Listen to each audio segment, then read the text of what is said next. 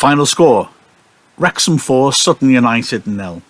I'm sorry that this is so late. I've had quite a lot on this week, and I'm afraid I've not been able to get round to it until now, so please accept my apologies. But, you know, a 4-0 win is for a few days, not just for Tuesday. That's my excuse, and I'm sticking to it. And this will still be a fun one to chat about, I think, won't it? Reminiscing about the good old days of 2 days ago. It was a superb performance. There are so many contexts I want to apply. So here goes. The two key things that I would argue about it. Firstly, Sutton came into the match second in the table. They're good. And they looked it. This was not a fluke. This was not a good team having a bad day. I thought Sutton looked possibly the best team we've played against this season. And we battered them. Likewise, and I think this is also key, I felt, and I was saying this at half-time actually, when Lucy and I were on our Mixler commentary, were chatting about the game, I feel that this was a template for how Keats envisages this team playing. He wants the side to look like this, but it's taken a while to gel. And I know with the short pre-season and the disruptions of COVID, you can understand that. As he admitted afterwards, that there are still improvements to be made, definitely. And although we punished them and got 4 goals in this match, it's not necessarily a guarantee that now we're a free-flowing goal-scoring team. It's one match. One swallow doesn't make a summer. But it was very impressive. And although there are definitely improvements that can be made, this was looking good. The thing I felt most applied in terms of how it was what he wanted out of the squad was the thing which, when I put it to him in the interview, he said, "Don't give away too many secrets," which makes me think I may be on the right lines. And it's something a point I made in commentary, that I think people just use the word pressing to describe players putting pressure on the ball without, in any circumstance. Now, I would say that pressing is not that. Pressing is not just chasing the ball around wildly like a dog let off the leash. Pressing is an organised, synchronised process which is planned out meticulously and is triggered by certain events. And I really felt that in previous matches, Wrexham have certainly put in a good shift. But the Aldershot game was the first time that it looked to be like the pressing, which takes a while to teach. Look at Klopp early on with Liverpool. He wasn't able to get the side pressing as he wanted. He still got performances early on, but not in that way. It takes a while to teach the exact way you want to press. There were signs at Aldershot that was coming together, and then against Sutton, I thought the pressing, in its correct application, was utterly outstanding. There was a lack of space on the pitch whenever Sutton had the ball, or no, should I say, at the right moments when Sutton had the ball. And we were able to force errors. Goodliff, who's a decent centre-back, scores an own goal and puts one on a plate for Kwame Thomas. They were making mistakes. We broke them with our pressure because it was well-applied, well-planned pressure. It was a coaching tour de force in many ways, I thought. And when a result doesn't go right, you hear people saying, "Oh, what are they doing on a training ground?" Which is specious logic. You can't say a poor performance is down to a lack of work on a training ground or lack of quality work on a training ground. Frankly, to be able to do that, you've got to watch the training sessions and be able to evaluate them against other training sessions. But anyway, I'll get off my high horse on that and just say that this was an indication of how matches can be won with pre-match preparation, with analysis, with identifying, as Keats said, faults, and then applying a game plan. And also you could see that the time they've spent over the weeks on a training ground was being directly replicated in movements they're making on the pitch. It was extremely satisfying, and I've always felt pretty optimistic about this team, although those defeats did shake my confidence a bit. This felt like what he's aiming for, and I liked it. It was from the start a fast game, and from the start a good quality game. So there were points in the Aldershot match where it felt a bit, I felt similar. Points in the Hartlepool game, when you thought, oh, this is not good football at all from either side. This was a step up. It took about a quarter of an hour for opportunities to start coming, maybe even a little bit more than that. A couple of good pieces of defending by Wrexham denied early opportunities to Sutton. Firstly, Harry Buteman, who's a good quality player, really creative, turned nicely, fed the ball inside, and it was popped through for Omar Bagil, who of course scored a hat-trick against us last season in the right channel. He looked to be one-on-one with Leighton, but the great asset that Theo Vassell has, of course, is pace. And although it didn't look as good as it did in real life on the highlights, Vassell really put his foot on the accelerator, did brilliantly to get there goal side of Bagil, and drew a foul. 7 minutes later, a similar situation as Adjiboy, who's a quick right-sided attacker, was threatening on the edge of the area, and a superb tackle by Jamie Record. I don't quite want to say Bobby Moore on Pele, but it was a beautifully judged timed step tackle. Just stepping in, played it perfectly. Wrexham in this time had not been making clear chances, but were looking consistently threatening, and they broke through in the 26th minute with a beautifully worked goal. The ball was knocked down the right channel. Now, Kwame Thomas, who's been on fire in the last 3 matches, did ever so well to just improvise a deft little stooping head down the right-hand side to put Rutherford in.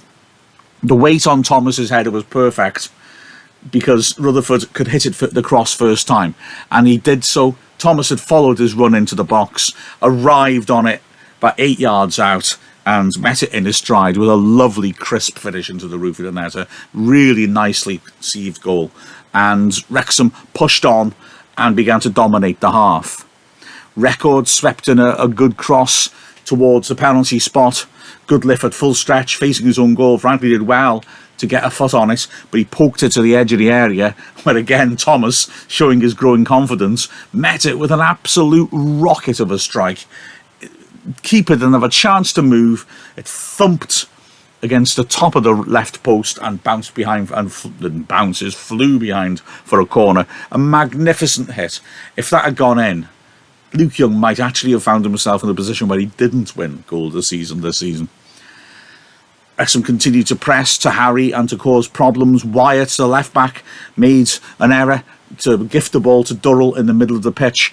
He was surrounded by Sutton players of very little ahead of him, but he kept his cool nicely as they converged on him. He escaped by nutmegging Eastman so coolly, carried it to about 25 yards out, and then hit a shot which he pulled a bit, went about a yard wide of the left post.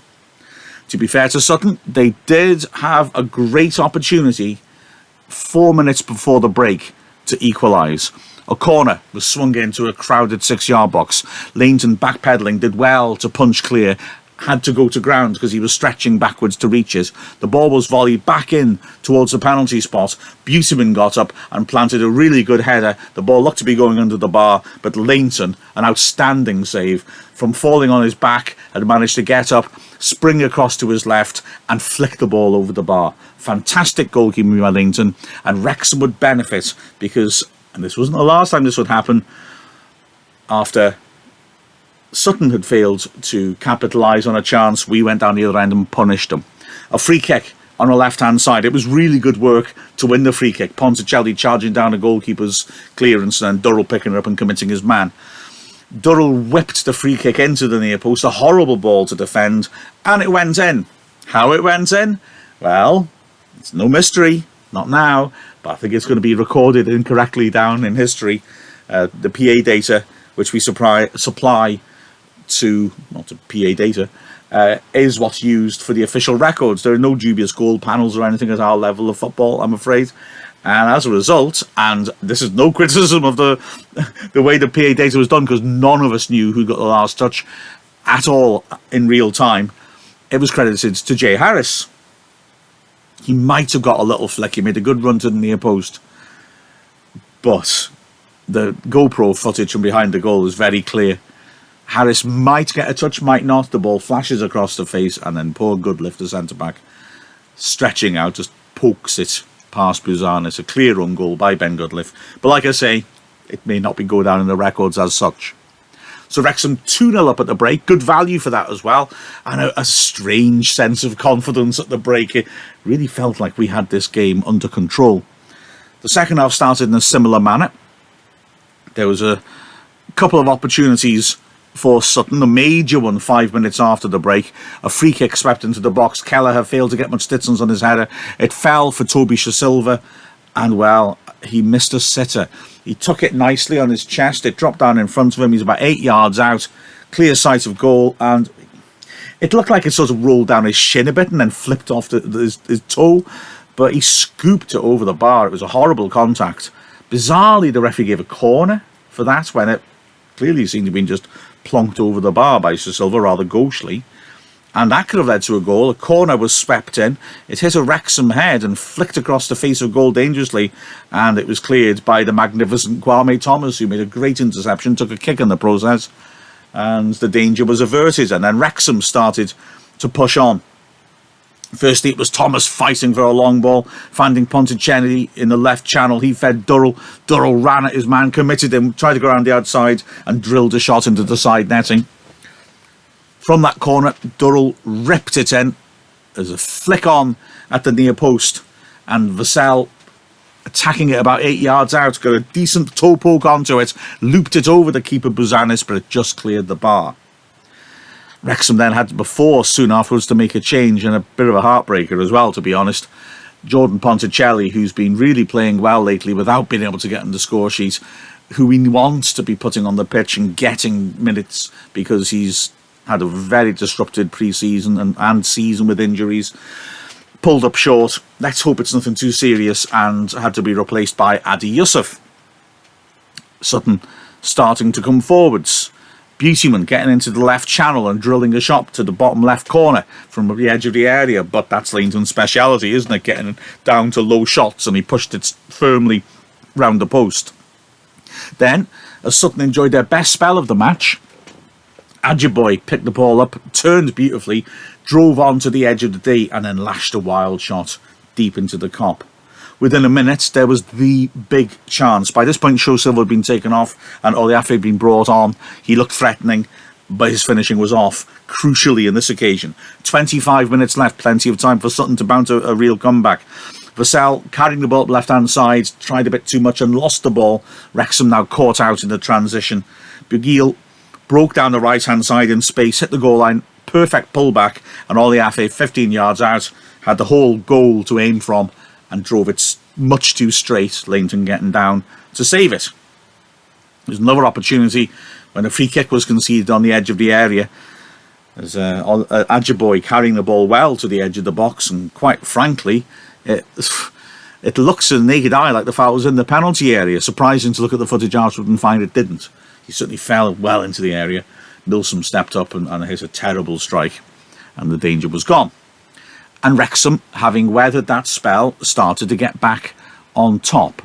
I must say as well that that spell of pressure didn't lead to much, really. You know, only one chance in the box, admittedly a good chance, and it was self-inflicted. Defensively, again, under pressure, we stood firm, and then we started to profit. Firstly, a breakaway, Durrell bursting down the left-hand side, a 2-on-1 break with Rutherford inside him. He chose instead to shoot and missed the target. Should have rolled Rutherford in, I think.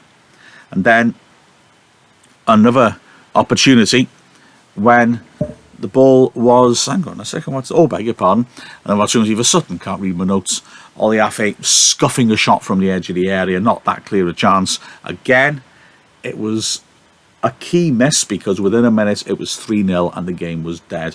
Another fine goal, Leighton knocking it long, Thomas knocking it on, and Yusuf using his backside to back into his man, knock him off balance, span beautifully, and just launched a lovely strike on the turn inside the right post. A brilliant goal. The game was over. Anthony Jeffrey came on to get a few minutes in place of Elliot Durrell, and within a minute of him coming on, Wrexham had another goal. A free kick again by Leighton, knocking it into the box. Good lift, the centre-back got there, unchallenged. Felt like Sutton had just lost it a little bit at this point. He tried a blind back header to Dean Bouzanis. Kwame Thomas anticipated, got there first, jumped up ahead of Bouzanis and headed it over him into the empty net. Thomas deservedly had his second goal, and you felt we may get more than the 4, quite frankly, because Sutton were reeling. In the end, we took a bit of pace off the game and just saw it through. We could have lost that clean sheet, the 4th in a row, 2 minutes from the end. A corner swung in by Buteman, headed towards goal by John Young on the line, made a good clearance, the ball scooped up and ricocheted around in the goal mouth and dropped just wide of the right-hand post of Leighton, looking by that point in control of the situation. And that was that, a magnificent performance. Looking through the individual performances, Leighton made a couple of very good saves. Well, one magnificent save and a decent save which played into his strengths. Again, impressive, 4 clean sheets in a row.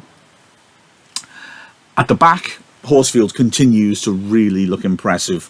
He's fit now. He's fit now, his confidence is back, and he is looking extremely accomplished like he did last season. Left back again, Record had a good game, both going forwards and defensively. That tackle in the first half was quite something. And in the centre of defence, I mean, Vassell's pace was massively useful. Again, Kelleher and Vassell look good together. Vassell did make that mistake. He does do that occasionally when he's backing himself in a tricky position. But, you know, they're not the worst types of mistake to make. And he picked up a ludicrous yellow card when he inadvertently knocked the ball up onto his own hand. I say ludicrous because the referee allowed some very wild challenges to go unpunished. In midfield, Harris again, dominance and controlling, Young ferrying forwards and back and using the ball intelligently. The creation didn't really come from them this time so much. On the flanks, Durrell put in some nice quality moments.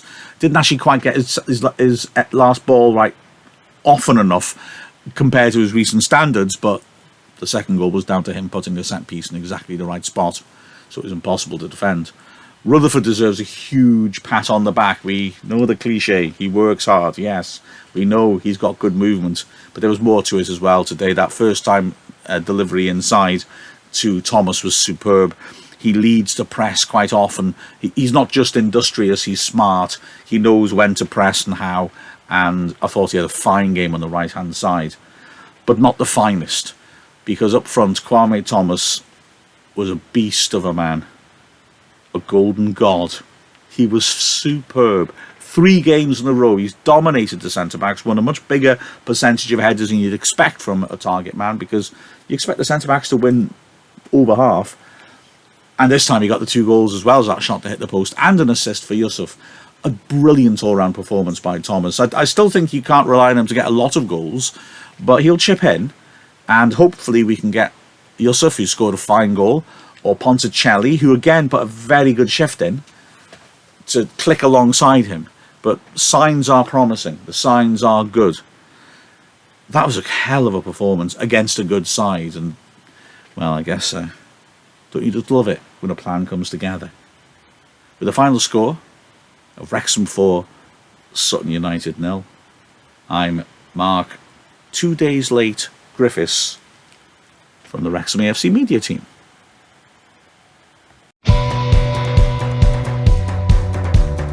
Thanks very much for watching. Please subscribe as well so you don't miss out on any of our content, and click the bell to get notifications.